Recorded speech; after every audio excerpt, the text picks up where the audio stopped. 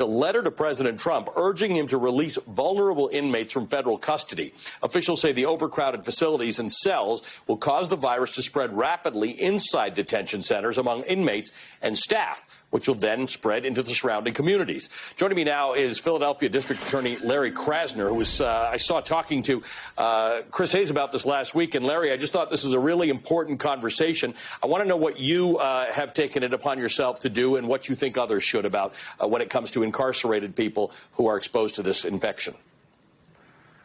So thanks for having me, Ali.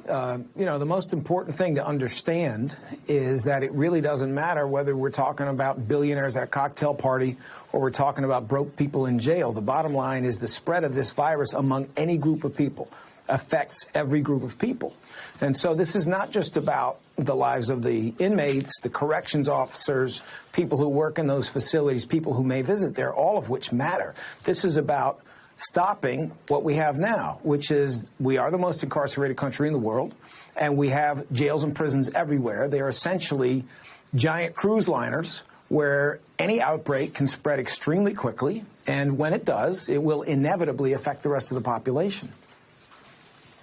And of course, for all the pronouncements that governors and mayors make about social distancing, in prisons, people don't have those choices. They don't have those choices. So the kinds of things that we have to do here are to understand that at a moment when courts are closed all over the country, we have to somehow have a pathway to get people out of jail and to stop the possibility of just building up these populations higher, because it's not as if arrests are stopping. There are some smart policies around the country to only arrest for serious stuff right now and to arrest for the less serious stuff later, like what is happening in Philly, and our police commissioner has done a good job with that. But we have to watch both the entrance door and the exit door to these jails, and that's why, you know, we see in certain jurisdictions that the whole system has worked together as a team, and they've had tremendous success in lowering the population for people who don't need to be in jail, for example, in L.A. Talk to me. Yeah, I was going to say, give me some examples of what you think is working and how it's working, because there are a whole bunch of people who say, hey, look, this isn't a partisan matter at this point. We certainly don't want to have petri dishes for coronavirus. At the same time, how do we do this in a constructive way that doesn't end up, with the wrong thing happening, with the wrong people being let out into society? So it's extremely important that we're careful about what we do. Nobody is saying let Charles Manson go home. Nobody is saying we're not going to arrest people for rape cases and shooting cases and homicide cases. Of course we are, and we're going to put them in jail right away, and we're going to seek very high bail in those kinds of cases. But we're talking about everybody else. Let us remember, this is the most incarcerated country in the world. We've had a 500% increase in jail population in the last 30 years. Some places are even worse. Pennsylvania has had an 800% increase, and Philadelphia has had absurd rates of incarceration at different times, although it's getting better now. So we look at the jurisdictions that are doing well, and what they're doing is they are finding ways to take whole categories of people who have offenses that are not that serious, whose histories are not that serious, and they're getting them out without going through this process of doing hearings one by one and doing a lot of stuff on paper.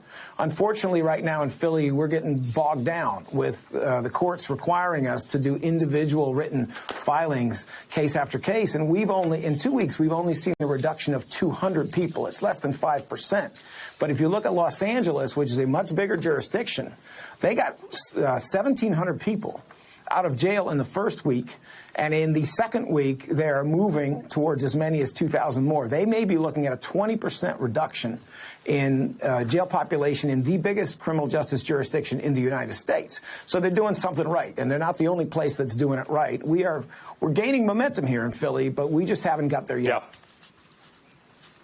Larry, thanks for joining me. Larry Krasner is the district attorney in Philadelphia with yet another issue that isn't front of mind for everybody that coronavirus is making us think a lot about. We do have the largest incarcerated population in the world. We learned a short time ago that another member of Congress may have contracted coronavirus. New York